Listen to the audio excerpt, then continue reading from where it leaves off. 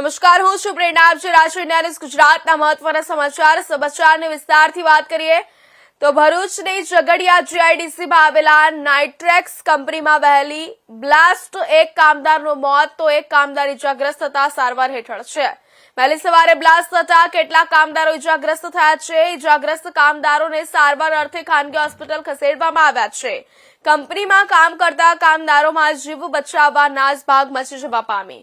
Jhagadia જીઆઈડીસીની Nitrex કંપનીમાં વહેલી સવારે બ્લાસ્ટ સાથે આગ ફાટી નીકળી. નાઇટ્રેક્સ કંપનીમાં સર્જાયેલા દુર્ઘટનામાં એક કામદારનું મોત નીપજ્યું.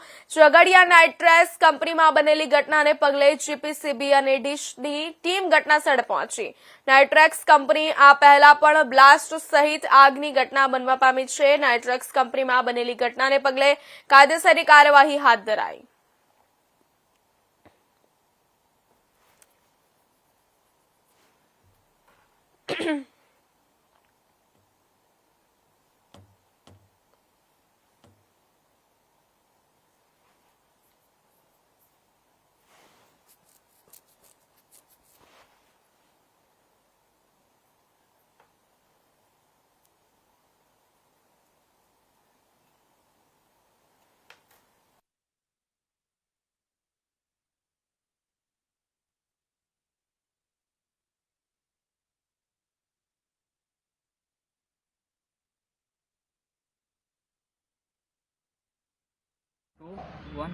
હું સંદીપ વસાવા, આમ આદમી પાર્ટી વિધાનસભા પ્રભારી ઝઘડિયા.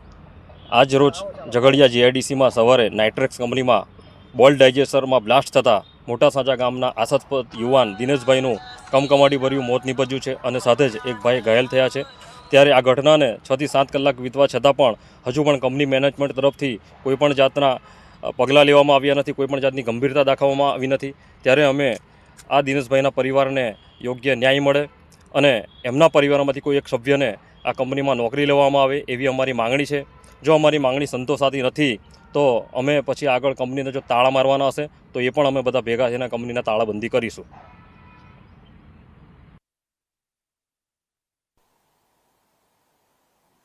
આમ આદમી પાર્ટીના રાષ્ટ્રીય કન્વીનર અરવિંદ